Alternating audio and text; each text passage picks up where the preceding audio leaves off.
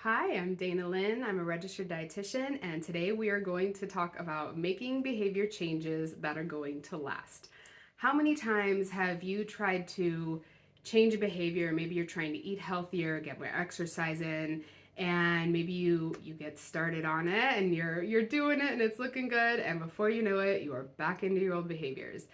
This is very common. We all do it. And today I'm going to give you 5 steps that you can follow that are going to help you to make that behavior change not only doable, but sustainable. That's what we're looking at today. So let's dive in. So, the first thing I want you to do is think about a behavior that you would like to stop doing, something that you want to change. It's really important that you're just choosing one thing at a time. We're really good at trying to do all the things at once and we get overwhelmed and then it all kind of falls away, right? So just choose one thing to work on at a time. So maybe you are going to stop drinking sodas. Maybe that's a behavior you want to change, or you want to go to bed earlier, or you want to get more fresh vegetables in your diet. Maybe you want to get better sleep, or maybe you want to stop looking at your phone first thing in the morning. Any behavior you want to change, there's no right or wrong to it. It's going to be really important to pick something that feels doable, because otherwise, it's probably not going to work out. So pick something that you want to do. And step number one is you want to get really clear on why you want to make this behavior change, right? So, for example, say you want to not look at your phone first thing in the morning.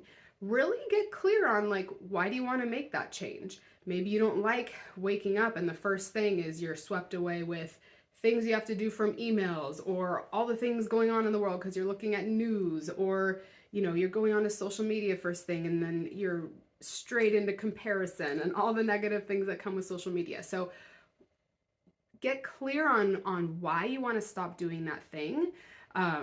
So that's step one, is get really clear on your why. Step two is you want to um, be prepared with a substitute.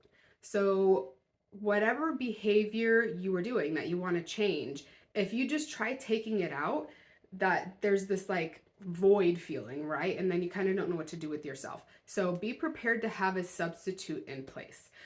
So for example, say you want to go to bed earlier. So maybe that means, and this is a really important thing if you do want to go to bed earlier, is you want to get those screens off at least an hour before you want to go to sleep, right? Because those screens emit the blue light and that stops the production of melatonin, all that stuff. Plus, it's just really stimulating. So, say you want to stop the screens at 9 o'clock, have a substitute. What are you going to do instead from like 9 to 10 or whatever the time is that you're looking at? So maybe you want to read a book. Maybe you're going to take a bath. You're going to meditate. You're going to journal, whatever. Pick whatever it is. But have that plan in place so that at 9 o'clock, when it's time to turn those screens off, you're like, all right, let's go into whatever it is you were going to do. So that's step number two, is have a substitute. Now, step number three is set up your environment so that you succeed. So say you want to stop drinking soda, or at least reduce it. Get the soda out of the house. It's not there, then it's not an option while you're home, and get that substitute in place. So maybe you want to get a bunch of LaCroix or whatever. There's so many of those drinks out there. Get that. I don't recommend artificial sweeteners. We'll talk about that in another video. So, get something that doesn't have any sugar or artificial sweetener in it that you enjoy. Is it going to taste the same as a soda? Not at all. But, your taste buds will adjust. You'll get used to it. It'll happen. It just takes some time, right? So you're setting up your environment so that when those cravings come, and they will, the easy button is the LaCroix or whatever drink you want. So step number four, and this one's really, really important. It's part of the process. Be prepared to fail. You are going to fail. I don't even like that word fail. Just be prepared to go back to those old behaviors multiple times. It's going to happen. The key here is when you do go back to those old behaviors that you wanted to stop, instead of beating yourself up and feeling like a failure and all that stuff, use it as an opportunity to learn. What just caused you to do that? this is where the magic happens, right? So really looking at, okay, whatever behavior it is, I went back to that old behavior. Why did I do that? Really think about it, because then you'll know what's the foundational thing behind that behavior. Maybe it's just habit and you forgot to even think about it. Whatever it is, maybe you're highly emotional, maybe you watched the news and got stressed out, whatever it is, figure out what it is so then you really know what needs to be addressed to help you stop that behavior. That's a really important piece to this. So be prepared to fail and use that failure as an opportunity to learn what is the underlying cause of this behavior. Why does it keep showing up for you? So then you really know what needs to be addressed. Okay, so that's step 4. And step 5 is when you do succeed every single time, celebrate it. That's a big deal. It's gonna take time and it's going to take a lot of failures and a lot of wins in order to get to a point where you're actually building that new habit.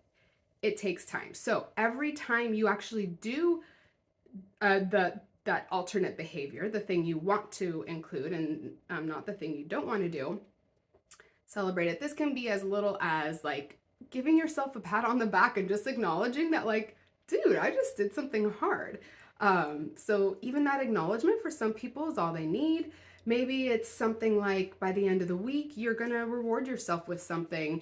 It's kind of nice to reward yourself with something that's gonna actually help make the new behavior even more fun. So maybe you're going to, the more you kind of grab the LaCroix, maybe instead you're gonna splurge on getting like those recess or kin or dram drinks. There's lots of fun adaptogenic drinks out there, so maybe you splurge on something like that. Or maybe if you're trying to go to bed earlier, you're going to buy yourself a new book at the end of the week if you've done it like 5 times. Whatever, celebrate it. That's the whole key. That celebration can be whatever you want.